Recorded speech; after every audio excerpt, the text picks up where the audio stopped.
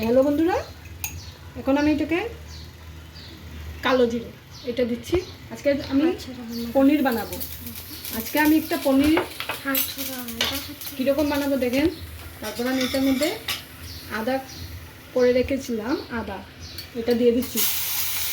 তারপর টমেটো, আলুটাকে ভেজে রেখে দিয়েছি। তারপর টমেটো এগুলো দিয়ে দিয়েছি। ঠিক আছে, এটাকে 3 মিনিট হতে দিতে হবে। কাঁচা লঙ্কা দিয়ে দিয়েছি, কাঁচা লঙ্কা। তারপর আমি এইদিকে দেখেন, এই যে এটা বাদামটাকে সর্ষের তেল দিয়ে এটা ভেজে রেখে দিয়েছি। সর্ষের তেল দেবো বা রোস্ট করলে একটু কাঁচা কাঁচা গন্ধ থাকে, তার জন্য আমি এটাকে তেলের মধ্যে ভেজে রেখে দিয়েছি। এখন এটাকে গ্রাইন্ড করবো যখন এটাকে জল দেবো না, এটা মনে রাখবেন। বন্ধুরা এখন এখানে আলুগুলো ভেজে রেখে দিয়েছি, একটু সিদ্ধ করে দিয়েছি। যারা সুগার আছে এই জন্য সিদ্ধ করে দিয়েছি। আলুটাকে সিদ্ধ করে তারপর নুন আর হলুদ দিয়ে ভেজে রেখেছি। এখন তো এটাতে কিছু দিইনি, এটাতে হলুদ আর নুনই দিয়েছি। এখন এটাকে ঢেলে দিচ্ছি। তারপর এটার মধ্যে এটা হলো বাদাম পেস্ট করে রেখেছিলাম, এটাকে আমি জল দিয়ে রেখে দিই। এটাতে আমি জল না দিয়ে এটা করার চেষ্টা করবেন। অল্প ভিজা ছিল এই জন্য, কিন্তু জল দেবেন না।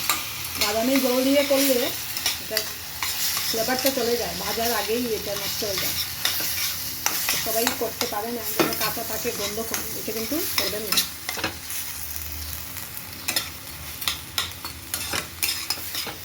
দু মিনিটের জন্য এটাকে ইয়ে করতে হবে, অল্প তেলটা বেরোয় যাবে।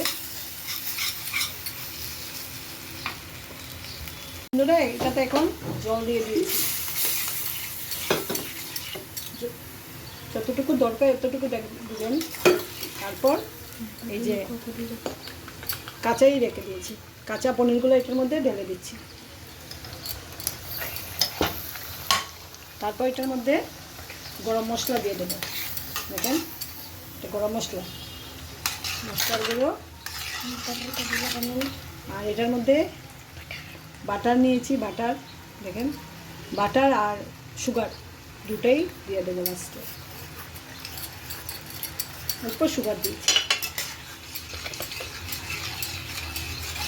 তো বাটারটা এখন মেল্ট হয়ে গেলে হয়ে গেছে। এখন আপনারা আমার কুকিংটাকে করে আপনারা খাবেন, তারপর বলবেন কীরকম হয়েছে, কমেন্ট করবেন। বন্ধুরা আমাকে দেখছেন যে আমার ভিডিওটা কত ভালো লাগছে, দিদিভাইরা সবাইকে অনেক অনেক ধন্যবাদ। আমার এটা দেখবেন, আরও আমার মজা লাগছে দেখতে। কত সবাই কয়েকজন সাবস্ক্রাইব করেছে, আপনারা করবেন প্লিজ। আমি আরও একদম অল্প সময়ের ভিতরে রান্না করে নিয়ে আসবো।